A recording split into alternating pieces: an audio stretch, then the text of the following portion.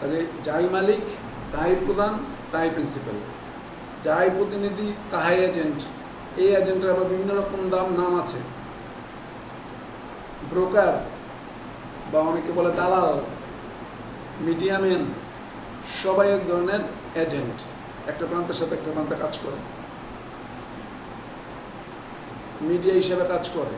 Media হিসেবে কাজ সারা পৃথিবীতে স্বীকৃত। আপনি একটা জায়গায় কাজ করতে পারতেছেন, আপনি জমি কিনবেন, আপনার কাছে থেকে বিক্রি করবেন, আপনি তখন জমি কেনা বেচা করে তাকে গিয়ে জানাবেন, ভাই আমি জমিটা কিনতে চাই, আমার 5 শতাংশ একটা জায়গা লাগবে। ওনাদের কাছে জমির তথ্য আছে, উনি মিডিয়া হিসেবে করে দিবেন। আপনি আপনার কাছ থেকে একটা টাকা নিল, ওই পক্ষের কাছ থেকে টাকা নিল, আপনি ওই পক্ষ টাকা পয়সা পেয়ে গেলেন, উনি জমি দিয়ে দিলেন, উনি টাকা নিয়ে নিলেন, মাঝখানে উনি একটা পার্সেন্টেজ পেলেন। এইটাও এক ধরনের এজেন্সি। আপনি যেটা বলতেন জমি দালাল, না জমি দালাল বললে কি এখন অনেক ইনকাম, একবার কম ইনকাম না, ভালো ইনকাম। জমির ইনকাম একদম খারাপ না।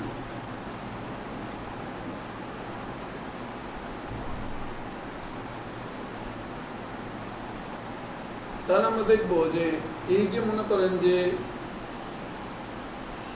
জনাব করিম রহিমকে তার এজেন্ট নিয়োগ করেছে তার পাটের ব্যবসায় বা তার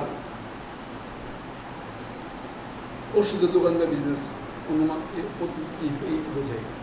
ঢাকাতে একটা লার্জ ফার্মা আছে যেটা অনেক পুরনো।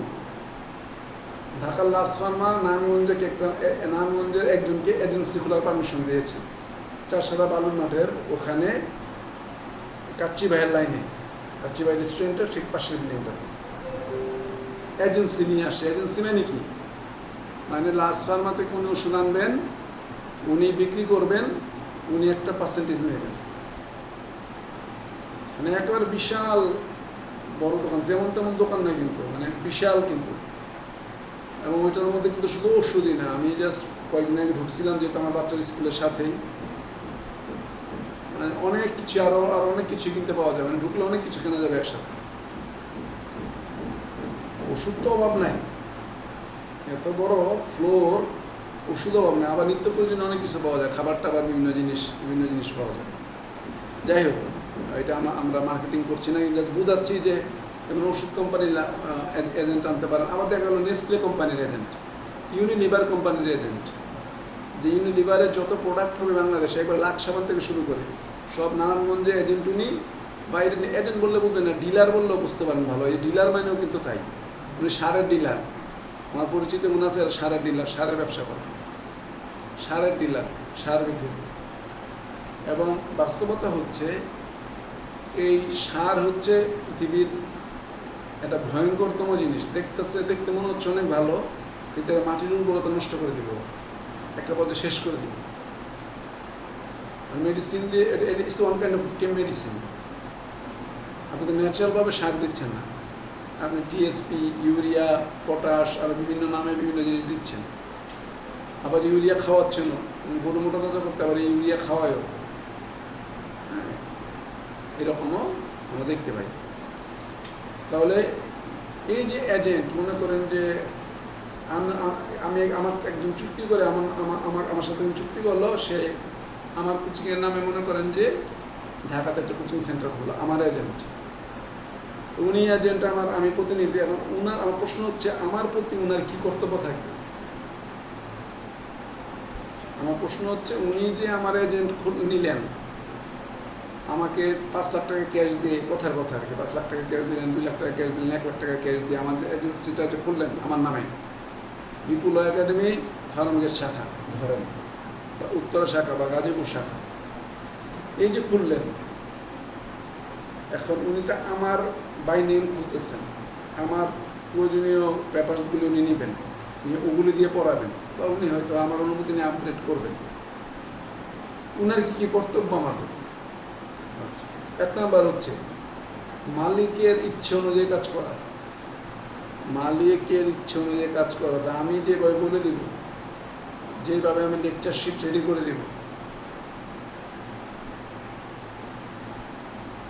উনার দায়িত্ব কর্তব্য হচ্ছে আমার কোচিংয়ের নির্দেশনা মোতাবেক, আমার গাইডলাইন মোতাবেক পড়ানো।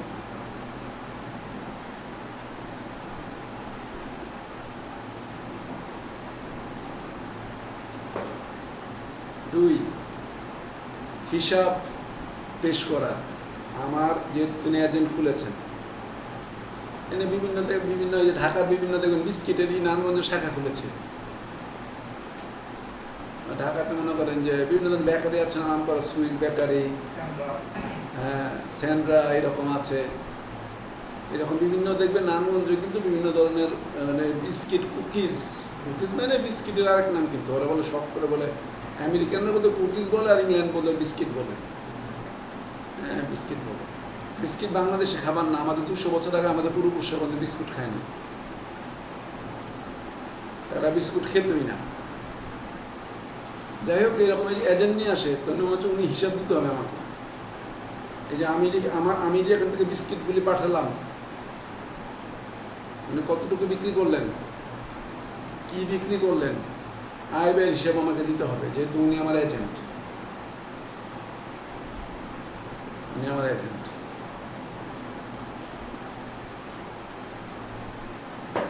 কালকে দেখলাম একটা সুপার শপে লিখে রেখেছে যে আমরা বাংলাদেশের যে কোনো প্রান্তে জনবহুল এলাকায় 1000 থেকে 3000 স্কোয়ার ফিটের ফ্লোর চাই, আমরা তাদের সাথে ফ্র্যাঞ্চাইজি বা অনুমোদন ক্রমে আমরা এই সুপার শপের আমরা শাখা দিতে চাই। আগ্রহী যাদের এরকম বাণিজ্যিক এলাকার মধ্যে 1000 থেকে 3000 স্কোয়ার ফিটের ফ্লোর আছে, এর ইচ্ছা করলে যোগাযোগ করতে পারেন, এই বিভিন্ন ধরনের শর্ত সাপেক্ষে আমরা কাজ করব। এইরকম তাহলে হিসাব দিতে হবে, যেহেতু উনি আমার এজেন্ট, উনি আমার ইচ্ছা অনুযায়ী কাজ করবেন। আমার এজেন্ট তো ধরুন ওষুধ কোম্পানি বলে দেয় কোন ওষুধ ফ্রিজে রাখতে হবে, কোন ওষুধ বাইরে রাখতে হবে। যেমন খাবার,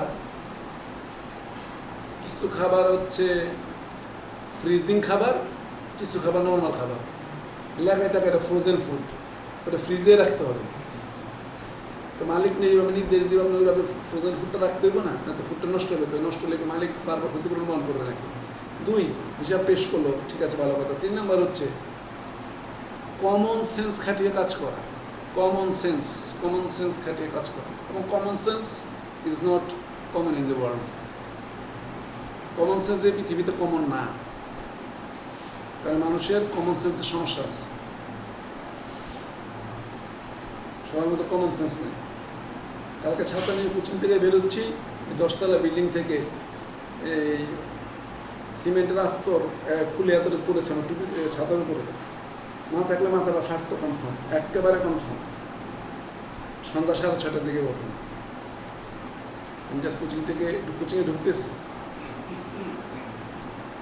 এরা বলে সিমেন্ট প্লাস্টার বসে পড়ছে 10 তলা থেকে। 10 তলা কারেন্টটা কাজ করতেছে, বিয়ে করছে যে একটা অংশ খুলে এই অ্যাবাউট কয়েক ইঞ্চি পড়েছে। পড়বিতার পর আমার ছাতার মাঝখানে পড়ে, ছাতাটা ভালো, মাঝখানে পড়ে 3 টুকরো হয়ে নিচে পড়েছে, মাঝখানে পড়ে ভেঙে গেছে। এই না থাকলে তো কনফার্ম এটা আমার মাথায় পড়ে, মারা যাওয়ার সম্ভাবনা কম, কিন্তু আহত তো আমি তো কোনো সন্দেহ নেই। এগুলো হচ্ছে বলে কমন সেন্সের সম্পর্ক। Common sense. তো আমি বললাম যে হেলমেট পরে চলবো নাকি বাংলাদেশে?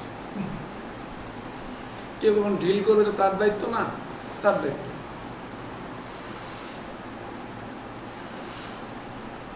আমার দায়িত্ব না। তাহলে জ্ঞান বুদ্ধি খাটিয়ে কাজ করতে হবে। মালিক বলে দেয় না কিন্তু তোমার তো সেন্স আছে, কমন সেন্স বলে তো একটা ব্যাপার আছে, বুঝতে হবে কমন সেন্স কীরকম। যেমন একবারে লাঞ্চ টাইমে কারো বাড়িতে যে হাজির না হওয়া, কারো বাড়ি গিয়ে পৌঁছাইছেন আপনি 1:30, 1:45, 2টায়, একেবারে লাঞ্চ টাইম। এই মানুষটার ইনস্ট্যান্ট রান্না করাটা যে কত কষ্ট করে। সামর্থ্যবান হলে ফুড কাউ, ফুড পান্ডা, ফুড এলিফেন্ট ফুড করে দিবে, চলে আসবে, ঝামেলা চুকে গেল। আর যদি না হলে চুলায় গিয়ে বসো, নিজেদের খাবার বন্ধ করে গিয়ে খাও। It's out of common sense.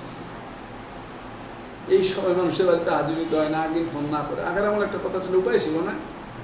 Plane ছিল 10টায় আসবে, লঞ্চ দেরি করেছে বা লঞ্চ পৌঁছাতে দেরি করেছে, আস্তে আস্তে 11-12টার পৌঁছানোর কথা 2টায় পৌঁছে গেছে।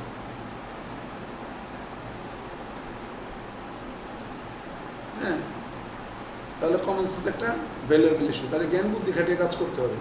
2 নাম্বার 3 নাম্বার শেষ করে আমরা এখন যাবো 4 নম্বর পয়েন্টে, যে মিক্সিং নিষিদ্ধ।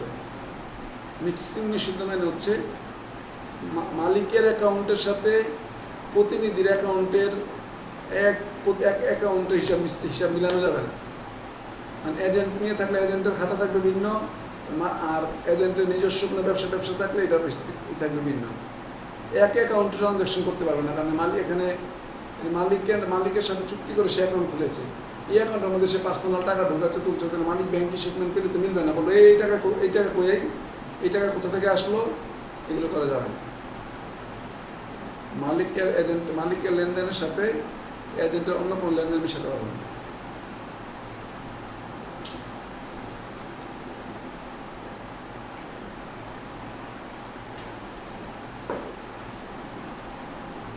পাঁচ,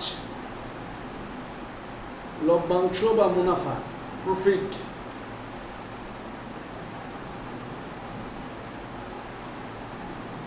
মূল মালিকের কাছে হস্তান্তর করা বা মুনাফা ফেরত দেওয়া।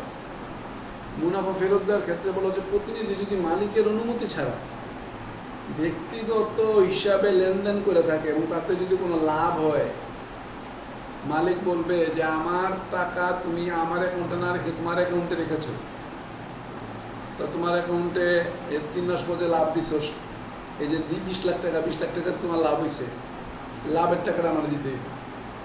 আমার অ্যাকাউন্টে রাখলে তো লাভটা আমি পেতাম, আমার অ্যাকাউন্টে টাকা না ঢুকাই তোমার অ্যাকাউন্টে ঢুকাইছো, 2 মাস পর হিসাব দিছ, 2 মাস তোমার অ্যাকাউন্টে ছিল, দাও প্রফিটটা দিয়ে দাও, ব্যাংকে যত প্রফিট হয়েছে এটা দাও, মানে তো আমার টাকা, আমি তোমাকে প্রোডাক্ট দিয়েছি, তুমি বিক্রি করে আমাকে দিবা, তুমি আমি তো কমিশন নিবা।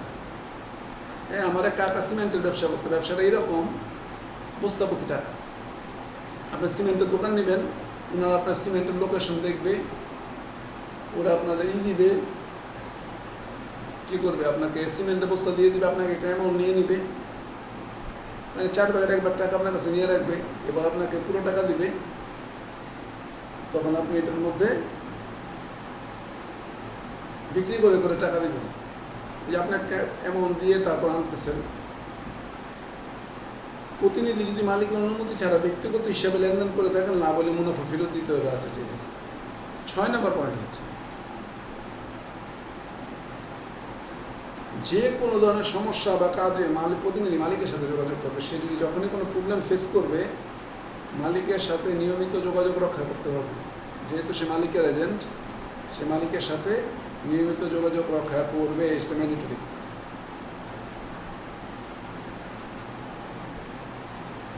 যেহেতু মালিক তার গার্ডিয়ানের কাজ হচ্ছে গার্ডিয়ানিটি মেনটেন করা।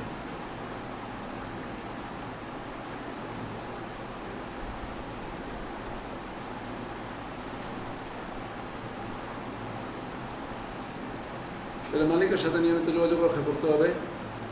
সপ্তম এবং শেষ যদি আমরা পয়েন্টটা বলি, প্রতিনিধি যদি বকেয়া বেতনের জন্য মালিকের কোনো সম্পদ আটকে রাখে, তাহলে বকেয়া পরিশোধের সাথে সাথে মালিকের সম্পদ ফেরত দিয়ে দিবে। প্রতিনিধি বা এজেন্টকে দিয়ে এমন কাজ করিয়েছেন, কাজ করলে তার একটা কমিশন দিবেন না, মালিক পক্ষ কমিশন দেয় নাই, তখন সে কী করেছে যে অবশিষ্ট যে মালগুলি বিক্রি এখন হয় না ওটা আটকে দিচ্ছে। যেহেতু আপনি আমারই দেন না, আমি কমিশন দেন না, আমি আপনার মাল ছাড়বো না, বাকি মাল যা আছে বিক্রি করে আমি রেখে দেবো। কারণ মালিক যদি আছে ঠিক আছে, তোমার কমিশন 1.5 লক্ষ টাকা দিয়ে দিচ্ছি, 1.5 লক্ষ টাকা দিয়ে দেয়, তাহলে তার যদি 2 লাখ 2.5 লাখ টাকা বা 1.5 লাখ টাকার মালামাল থাকে, এটা ব্যাগ দিয়ে দেবে মালিকের কাছে। আপনার মাল আপনি বুঝে নেন।